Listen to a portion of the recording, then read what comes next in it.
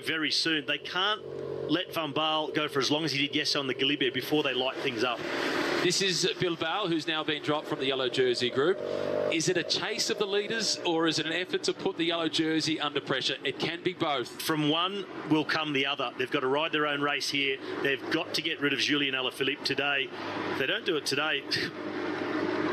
Because, of course, you don't know what's going to happen tomorrow. You might not get the opportunities. The climb up to Val Thorens is very long, but way less steep.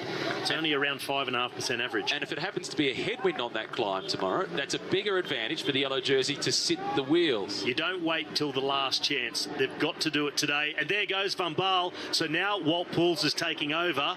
This is the real start of the setup for Ineos to put the yellow jersey under pressure. For the second day running, a big performance done by Van Baal. That's Patrick Conrad that just goes through the left-hand side of the screen. We return to the rear end of the leading group. Dan Martin has now been caught. He won't last too long. It's Wout Poels who is on the front. This is Michael Woods, and that's from the leading group because he's been doing so much of the pacemaking for his teammate, Rigoberto Urán. And this is where Urán needs to push on with it if he wants to improve his place on GC. He can't worry about thinking about the stage win. He's just got to go if he wants to move up on GC. Ciccone being dropped 133. Lutsenko, third from yesterday, 76, is also being dropped. And Reichenbach, the Swiss national champion, the red colours.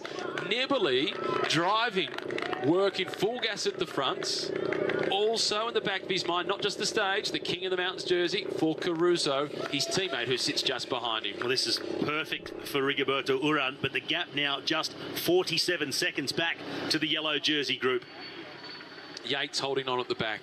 And Wout Poels is setting the tempo. And altitude starting to have an effect. They are above 2,200 metres above sea level now.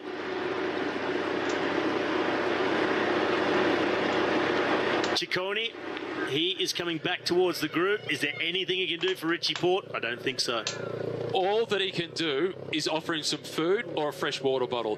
That is it. Because at this point for Richie, for everybody in that group that's behind the Ineos train, it is hold on for dear life. Nibali, he continues to drive this front group, but the gap coming down 32 seconds. Nibali leading his teammate Caruso. Valverde, he is hanging tight. Look at how long number 77, Magnus Cort Nielsen, has lasted. He has won bunch sprint finishes at the Volta a España. He has turned himself into a guy that's got plenty of weapons. He can seriously climb. And refusing to be dropped just yet as well. In front of him, Simon Yates, 2-stage wins already. Just tracking the rest. Should he go or should he wait, Yates? I think while Nibali is riding like this, he's got to wait. Lutsenko is fighting his way back, and the move from Geraint Thomas, and Egan Bernal swings off and says, he's my teammate, you chase. Taking turns. Yesterday it was Bernal who went on the offensive. Thomas tried to go after, he was tracked by the rest. Now the others have to try and cross the gap to Thomas. It's Mühlberger for Bookman. But Ineos, when they do this, they don't panic. They gradually reel them back in.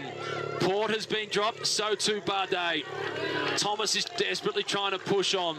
Kruiswijk out of the saddle. Very small gap to land. Julien Alaphilippe, look over the shoulder. He sees Bernal in the wheel. Richie Porte has got himself back on to the tail end of this group. This is out in front at just 29 seconds. The French national champion, Warren Barguil. Finally, Rigoberto Urán comes to the front. He's been waiting patiently. Steven Kruiswijk. Well, we head to Ting, and when he had his altitude camp, this is where it was based. Geraint Thomas is the next to go. Big gear for the Dutchman out of the saddle, that familiar rocking style of Steven Kruiswijk. This is his first major attack of this Tour de France. He's been happy to follow, hang in there, and wait for today in the high mountains. Richie Porte 131. He fights and he tries to survive. The yellow jersey is sticking to the rear wheel of Mikel Landa. Egan Bernal, he goes from behind them. He rides across the gap and he looks comfortable. Landa out of the saddle. Alaphilippe, he can't follow that. The yellow jersey losing touch. He's totally isolated now. He looks across his shoulder. There are no teammates for the Maillot Jaune. He's wrestling with the bike. He's wrestling with the mountain. And his rivals are sensing blood in the water. Kruiswijk, followed by Thomas. Mulberger and Bookman still coming across, but Alaphilippe is not done with yet. And they won't be done with him until the finish line. He has so much fight. He gets a very long descent to try and work his way back on. But of course, then has the final climb up here to Tinya. They've got him on the ropes. And Kruijswijk has ridden across to the leading group. He's not too worried about Thomas at the moment. Port goes past Alaphilippe, but Alaphilippe still has enough in the tank to get on Richie's wheel. Guillaume Martin is number 191. Port, a flick of the elbow, back to the yellow jersey. Not much more he can do. Everybody now approaching their absolute limit. Kruijswijk looks back. What's the damage I've done? I'll check for you, says G. And Bernal is there, Mulberger and Bookman. Bookman is emerging as a real threat. He is at just 2:14 behind the yellow jersey. Mulberger, he's dropped now. Fantastic work. And Bernal now goes. Bernal, he let Thomas attack. He dropped back behind all the others, had a look, rounded them up one by one. Now he goes to the front. Kruijswijk, the grimace. They're all still in the wheel, but Bernal is only just getting started. And he's got 5 more kilometres worth of opportunity. 30 seconds is the gap to the front of the race for the yellow jersey. As Bernal has cracked them, he has opened up the gap. Egan Bernal, the longer this climb is, the better it is for the Colombian. We could be seeing history made for Colombian cycling. As the others start to struggle, not enough oxygen for them. Egan Bernal, he is coming into his element. He said it a week ago. We're approaching the high mountains and the high altitude.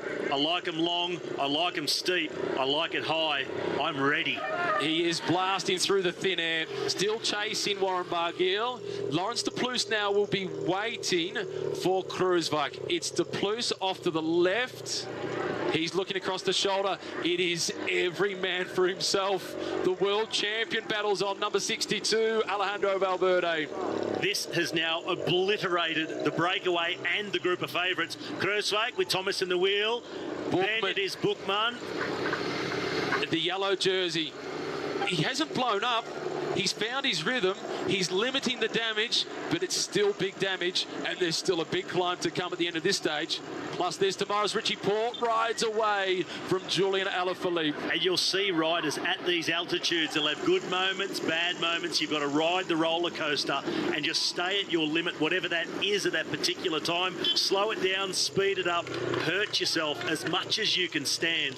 Get over the top, and Alaphilippe, you'll be hoping he is close enough to descend back towards them. Bernal, he is at the front of the race, Nibali in the wheel. Uran goes with them, and so does Simon Yates. And now, number 83, that's Lawrence de Plus. He was in the breakaway. He's waiting to work with Kruijswijk. Bernal now catching Warren Barguil. They are at the front of the race. Tête de la course, Nibali with the front row seats. It's then Rigoberto Uran, the defending champion. The hips are rocking and rolling, but so too are everybody else's. De Plus now for Kruijswijk, the teammates of Jumbo Visma, trying to set a pace that can start to peg back the Colombian Bernal. He's in the white jersey as best young rider, but this is the one he wants. They've got rid of Julian Alaphilippe. He's 36 seconds behind the front of the race. At the start of the day, the gap between Bernal and Alaphilippe was 1 minute and 30 seconds.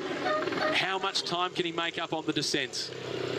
I think he can make up about 45 or 50 seconds on the descent, but if he's alone or getting no assistance and he gets that headwind through the plateau in Val d'Isère, and then it's not over yet, through the tunnels below Tignes, they drop down further, and there's still a whole climb to come, which finishes at 2,100 metres above sea level. Number 63, that is Andre Amador. 191, Guillaume Martin. The yellow jersey continues to try to defend. This is Bardet in the polka dot jersey. Just in front of him, yesterday's stage winner, Nairo Quintana. That's 1 and 2 from yesterday, in fact. Flick of the elbow. Any support coming? No. Bernal, you've started it. You're going to have to finish it. The riders who are with you are interested in one thing only, stage win. You've gone on the attack. Thomas is sitting in the wheel as much as you can on a climb like this of Steven Kruijswijk. They've got Bookman with them. Bernal needs to try and take this one all the way to the end. It is a bold move by Egan Bernal. He wears white as the best young rider. He's one of the youngest riders in the race. In fact, he's the youngest remaining rider in the race. And look at the speed he's now picking up. It flattens out ever so slightly here, and this looks close to 30 kilometres per hour for Bernal. Little flatter section, 3.5 kilometres from the top. Bernal getting things wound up. Guillaume Martin, flick of the elbow. Julien Alaphilippe. This is no acting anymore, Julien Alaphilippe. This is everything he has got. He's got to fight to the top of this climb, use his skills on the descent, see if he can get himself back in touch. All it is an act of courage from Julien Alaphilippe. There's no faking it now. 4 kilometres for him still to climb. He's almost 800 metres behind Egan Bernal. When Julien Alaphilippe first took the yellow jersey, and even when he retook it from Ciccone, he never imagined he'd be in this position so close to the end of the Tour de France and still wearing the maillot jaune. He has fought so gamely, and it's not over yet. They have not got him beaten. Well, many thought that number 61, Nairo Quintana, would go on to become the first Colombian to win the Tour de France.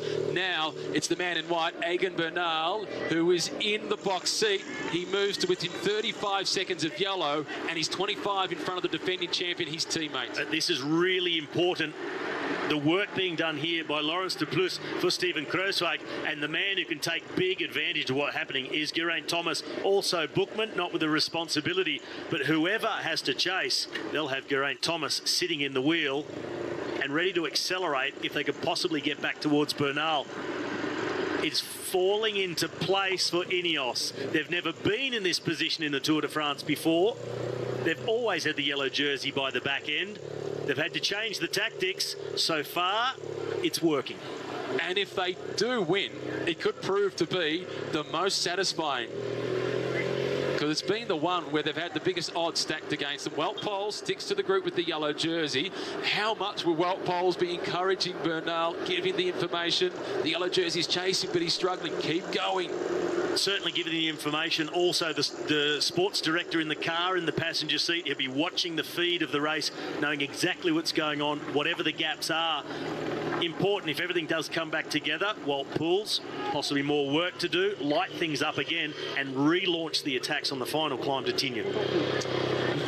Vincenzo Nibali has been dropped from this leading group. It's now down to 4. Behind Bernal, it's Barguil, Uran, Yates. This is an image from a couple of moments ago because Vincenzo Nibali is no longer there.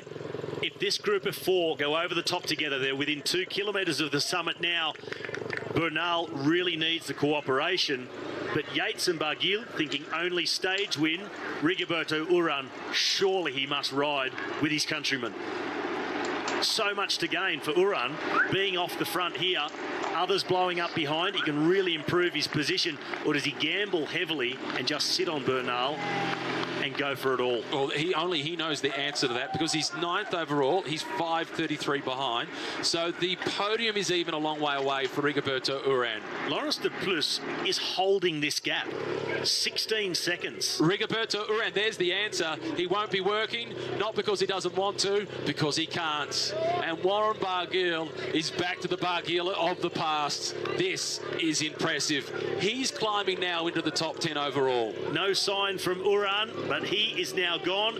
Yates, he is on the tail of the group. And Warren Barguil, the French champion, what a renaissance. Egan Bernal. Just a little check onto the race radar. Nibali now being caught by Laurens de Plus. The gap, well, we can see the pink colours. It foreshortens it because that's Rigoberto Uran, and he's just off the back. What's going through the mind of number 1? But the gap's going out. We saw Uran pop, and the gap's gone from 16 to 20 now between the two groups. Julien Alaphilippe now at 1:16. Egan Bernal is closing in, almost virtual leader of this tour. 12 seconds, 11 seconds. That's the gap for Bernal to move from white to yellow. Monte Group Goubert team car there for Guillaume Martin. 2 kilometres to the top of the climb for the chasing group, being led by Laurens de Plus. The signs were there yesterday. They started late. Barguil is now dropped. So the pace of Egan Bernal over the top of the turn of Barguil may be a little bit optimistic from the Frenchman. But he battles on. A little rush of blood. Simon Yates is still just sticking to the wheel of Bernal like glue. Simon Yates, a proven Grand Tour winner already, winning the Vuelta last year. The ideal companion for Egan Bernal. One for the stage, one for the yellow. The question is, will Yates work with him? Wout Poels has just attacked the yellow jersey of Julian Alaphilippe to try and work his way back to Geraint Thomas to support him. And that'll be disheartening for Julian Alaphilippe. Julian Alaphilippe was going into this stage expecting exactly this. He went into yesterday's stage expecting things to unravel like this and be attacked from a long way out. They started pretty late, but they saw the signs they wanted, got confirmation of the correct tactic, and today they've started on time and they're riding him out of yellow, because there it is, 1.5 minutes to Egan Bernal, who is the virtual race leader. The yellow jersey is starting to fray. The yellow jersey is being pulled from the shoulders of Julian Alaphilippe. He's now 2 seconds down. Bernal, virtual race leader of the Tour de France. The Colombians, they've been so close to winning the Tour in the past. Second place finishes with Fabio Parra back in the 1980s. Quintana has been in second. He's been third. Last year, Bernal was the revelation of the race. He's now the virtual race leader, and his teammate, the defending champion, is at 33 seconds. For so long, Laurens de Plus was able to hold that gap at 16. We saw them pop at the front. Uram was gone. Barguil got dropped. And then the gap also opening that second group on the road. Bernal, the man for the high altitude climbs. He called it days ago. I'm ready for this. Yates just threw his water bottle off the bike. Didn't take a mouthful. The psychological, the one that was on his bike, he just got rid of it. He doesn't want any extra weight. All ballast overboard. There'll be soigneurs at the top of the mountain. Take on a fresh bottle, tackle the descent. And if these two can work together, well, Yates, he's in trouble. It was a sign that he was getting desperate. Egan Bernal is now on his own. Yates will keep fighting. He's a good descender. And they're almost at the top. But when it hits you at these altitudes, it hits you fast, it hits you hard. Back. Here's soigneurs at the top. So this shows how close we are to the top. This is where they start to hand jackets, bidons, etc. This is the move by Wout Poels to get away from the yellow jersey and back to Geraint Thomas. Well, look at the differential there. 8 kilometres an hour faster as he tries to jump across, but it's a long way across. At that point, it was 1:16 to the group of Alaphilippe to the front, and it was 40 seconds to the group of Thomas. This is at the 1 kilometre marker from the top of the climb. Just inside a kilometre still to climb for Egan Bernal. There's Yates, keeps on fighting. In the background, we're hearing race radio. Alaphilippe is on his own.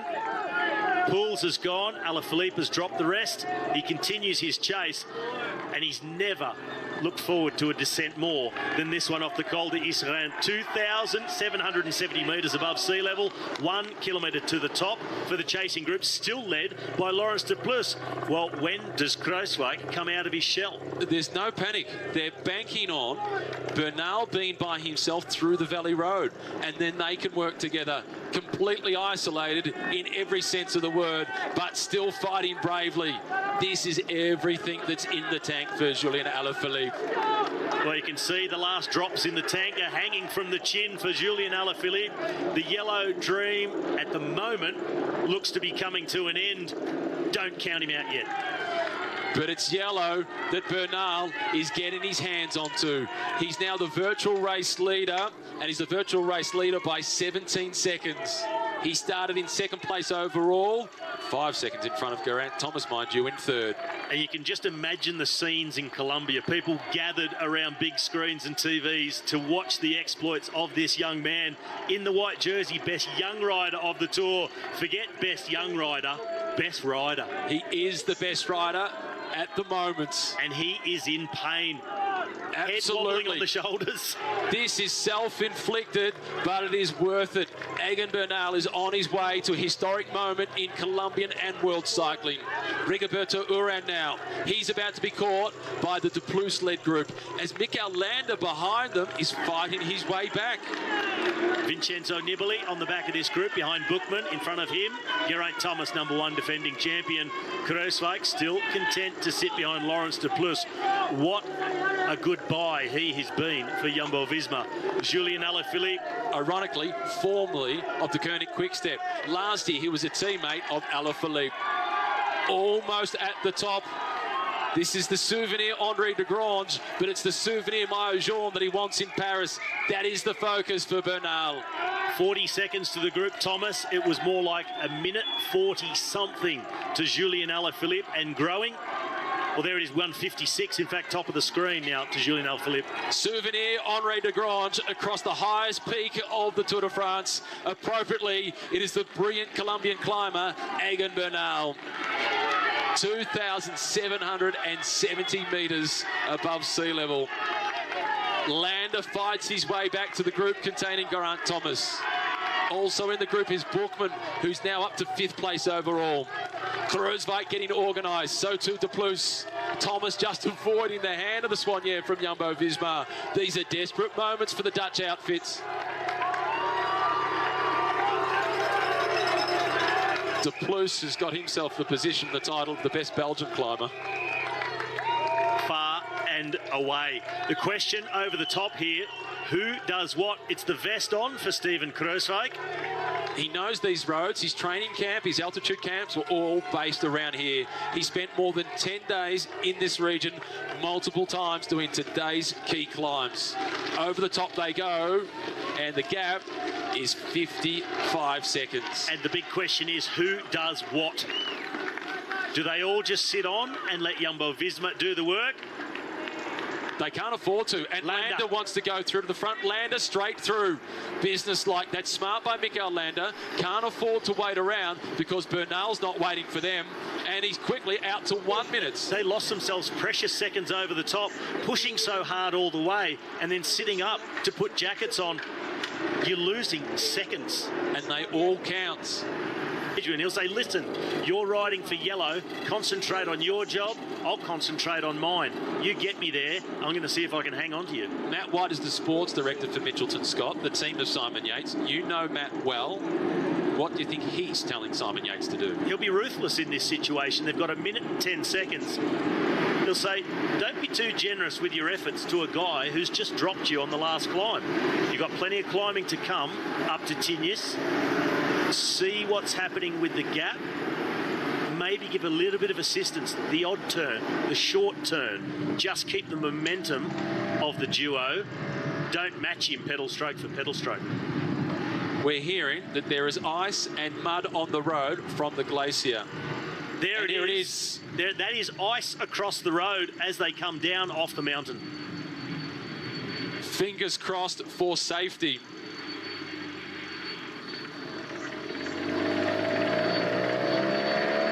Well, this is not far away from where the riders are right now.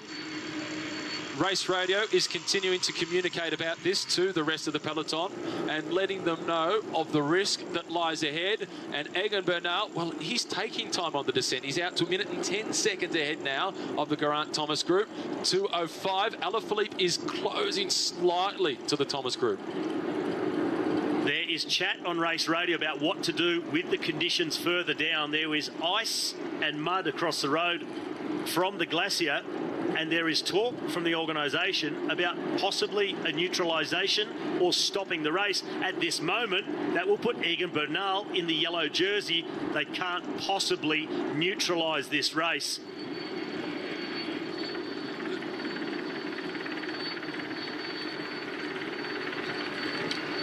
That is the storm that has ripped through here. Yesterday it was rain at these altitudes. That has turned to ice and snow.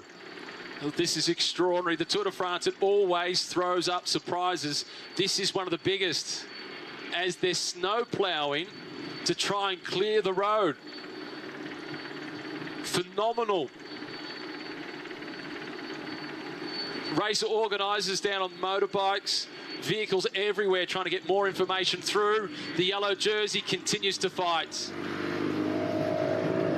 Well, this is a further 10 kilometres. What to do? They're trying to clear that ice from the road. 5 kilometres away from Bernal. And well, they need to make a quick decision.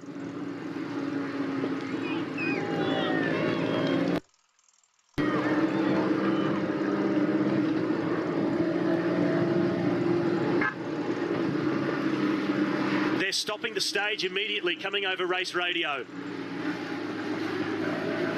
They are taking the time at the summit of the Col du Chaussy.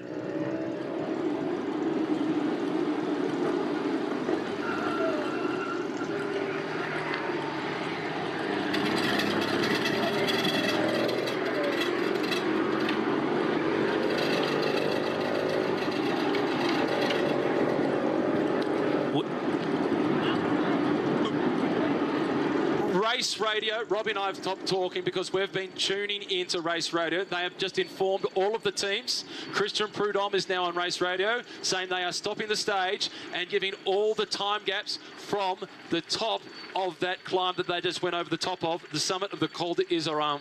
And that puts Egan Bernal into the yellow jersey, and it makes him the stage winner. The stage is being abandoned.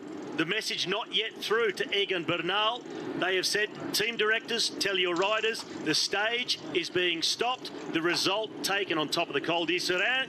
The gap at that point puts Bernal in yellow. And I've never seen anything like it. And the riders still do not know. You can see Yates and Bernal, they were on the communication, just getting the news from the team. Now the police have come through. Alaphilippe knows. And he's disappointed because he saw an opportunity perhaps to get back in contention and save the yellow jersey. That's how he's reading it. Yates is not happy. He wants to keep racing.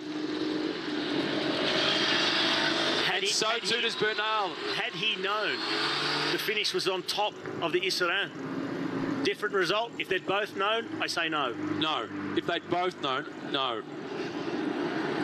Now they know. Incredible scenes here. They're riding on dry roads. The riders will not yet understand why they have taken this decision.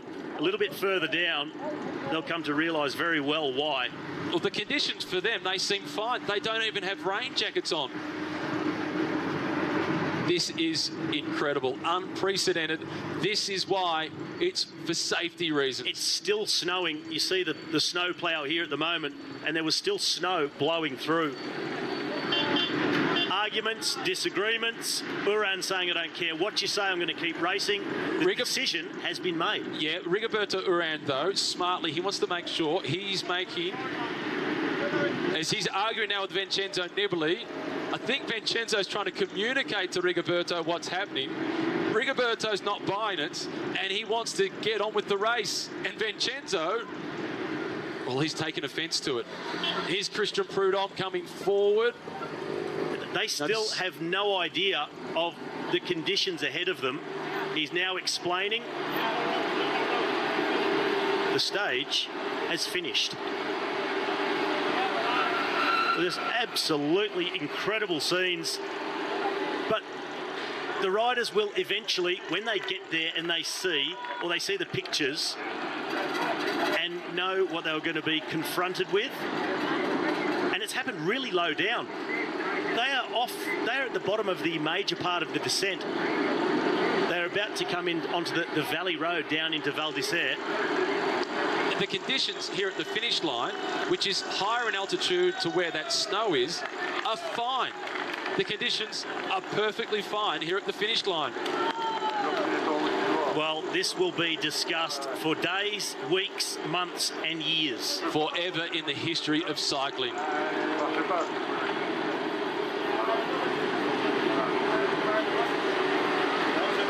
Simon Yates isn't happy with the decision, but the decision will not be changed. Once they've made the call, they can't revert. No, they can't go back.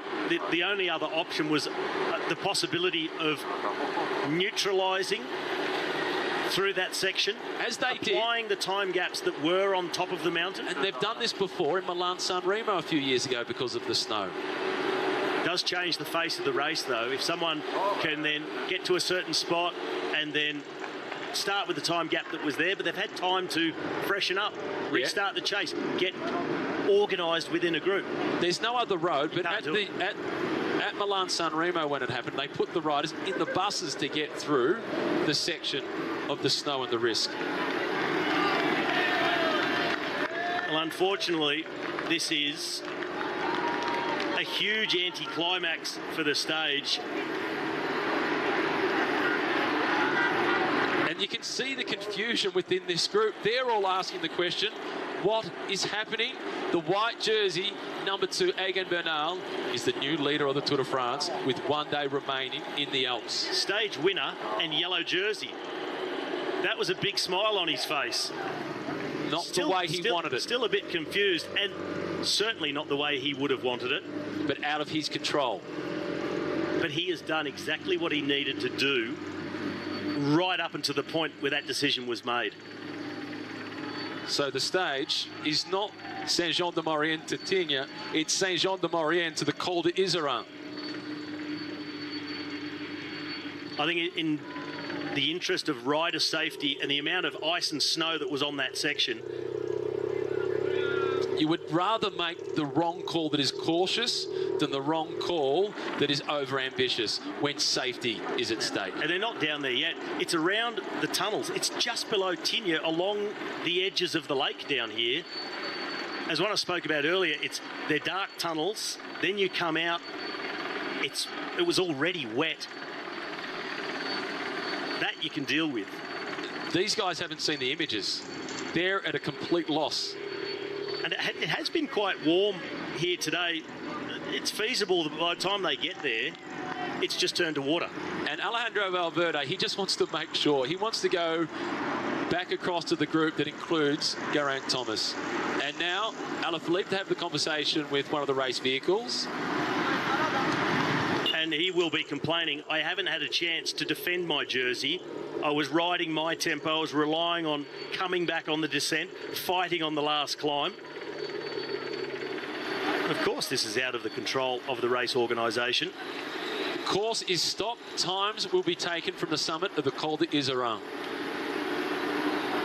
Geraint Thomas also doesn't get his chance to take advantage of the work of the riders in the group with him, and then try to attack out of that and see if he could still win the Tour de France.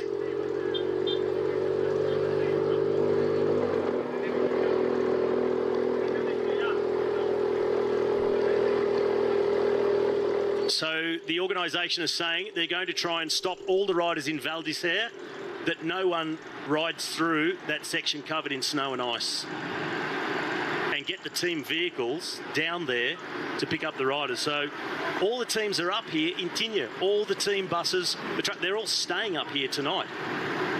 So they have to get down there, pick up their riders and transport them through here to the original finish line in Tignes. So confusion reigns in the peloton. Many riders starting to understand and come to grips with what this means for their race. There's Richie Porte. I like the rainbow jersey, the black rain jacket of Alejandro Valverde. Style. Still no sign here now. Wet roads. These were the two leaders at the top of the climb. They are now into Val d'Isère. This is where the storm has ripped through, and at the moment they'll still be thinking to themselves, it's only water. What on earth is going on? 1 week ago, the concern was about snow at the top of the Col du Chaussy. It was fine. It was clear up there. It's 700 metres lower down in terms of altitude where the snow is causing the problem. And at the moment, the chasing group a minute behind. They are still on absolutely dry roads. So that storm has just hit the valley in Val d'Isère, and it's further down towards Tignes that it has then dumped snow and ice. It's still fine here at the finish line. Well done to Christian Prudhomme and his team from the organisation of the Tour de France, along with the UCI commissaires. Look at the flow of icy water coming across the road. They have made the right decision. A brave decision, but yes, the right decision. And that's the man that made the call, Christian Prudhomme, the one with all the pressure on his shoulders. There's Nicolas Portal with the cap on backwards. He's the sports director for Ineos, and things have gone well for the team. We need to go back to the top of the climb and start to get the time gaps as they did go over the top. It was something around 2 minutes to Julien Alaphilippe. The gap between, at the top of the climb, the gap was roughly from Bernal to the Thomas group of 1:09, and from Bernal to the Alaphilippe group around 2:03. They're our guesstimates. It's not science. We'll wait for confirmation, but that's roughly what it was at that point. Look at this. Really important to show these pictures. It'll be really important to show these pictures to the riders involved and those thinking they're hard done by with this decision. And Rigoberto Urán, I'm trying to interpret that. Sarcasm. Yeah, it was. That's what I thought. But Simon Yates was one of the ones complaining. Right, if he sees this, when he sees this, he might go back to Christian Prudhomme and go from abuse to a handshake and thank you. I still think nonetheless he'll see this and say, okay, I get it. I understand. Right decision, but he would have loved to have seen that decision taken a little bit earlier to give him a fighting chance of winning a third stage. Well, we don't know when this happened, though. Well, very, very. I mean, they've had to make a decision so very quickly. Yeah. And it was dumping down as they were cresting the top of the Isère. You've got to wait and see how much comes down. Can we clear it on time? Will it melt? An incredibly difficult decision to make under the pressure of the race coming at you, with the riders screaming down the descent from the Isère. And Nairo Quintana at the top of the climb of the Isère was at roughly 2 minutes and 55.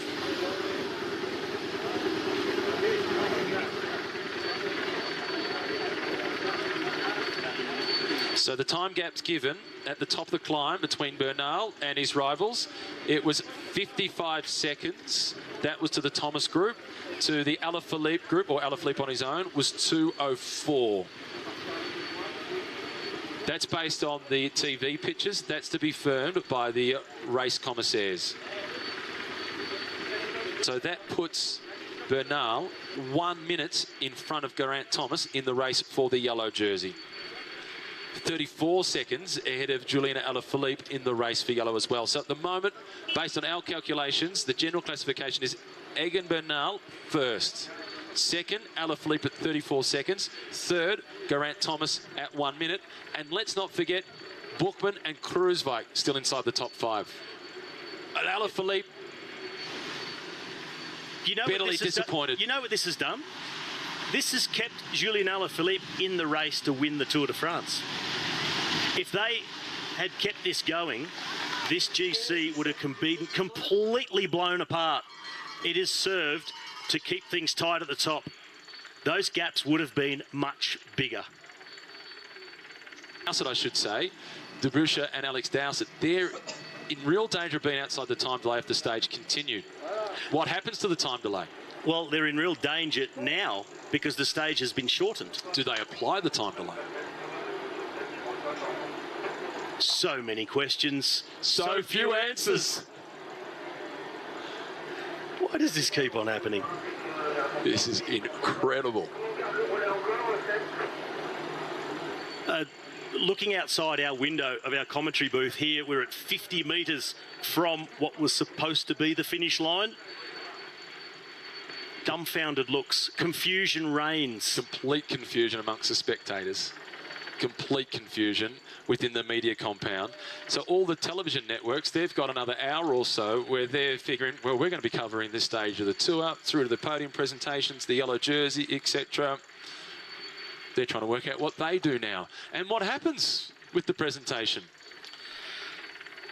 They'll have to do the presentation up here. They'll get Egan Bernal into a car and get him up here pronto. The rest of the jersey wearers, your guess is as good as mine.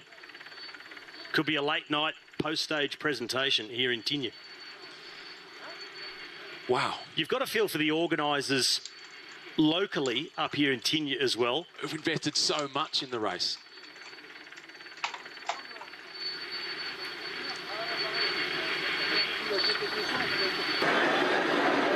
Christian Prudhomme still looking at the telephone, searching for answers, as no doubt many of you will also be doing.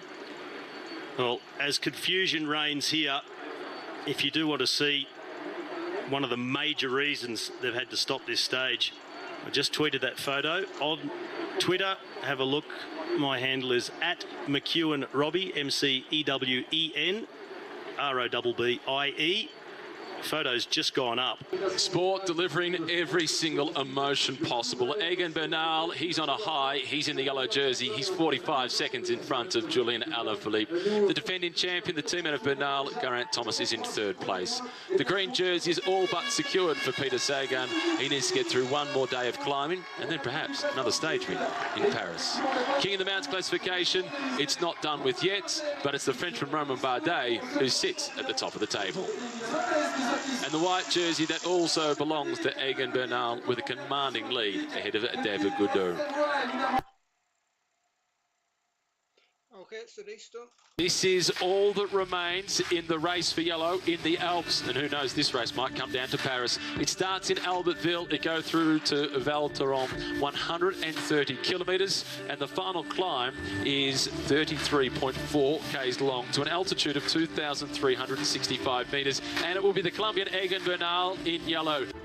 The Tour de France, it isn't simply man against man, it's man versus Mother Nature. And yesterday, on a dramatic 19th stage of the Tour de France, Mother Nature had her say. But it is a Colombian who has assumed the overall race lead as Egan Bernal has moved into the Maillot Jaune ahead of the Frenchman Julian Alaphilippe with one more big day of climbing to come.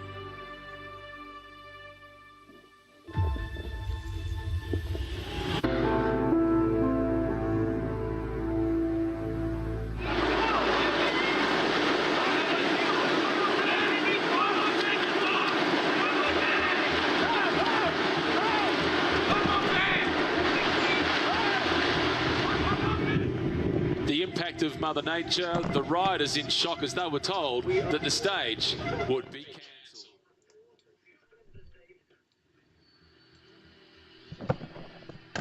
Okay, so as 1 second.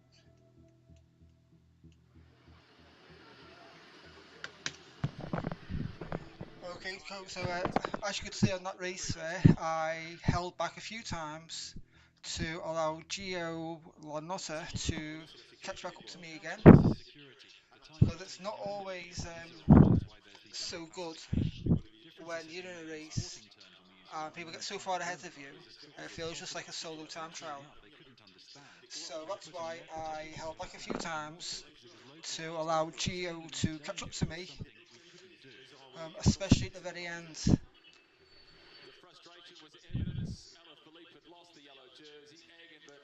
Okay, but it's difficult sometimes when you stop so close to a finish line and then somebody is just about to get onto your wheel.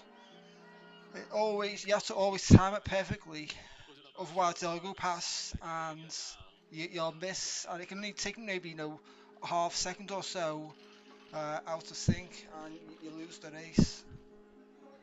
So hopefully you would have seen the benefit of me waiting and giving a bit of a chance.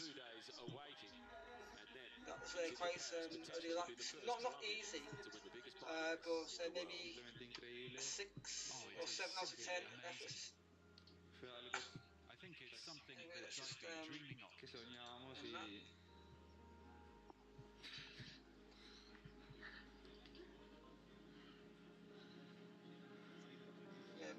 mostly tempo. Okay, that's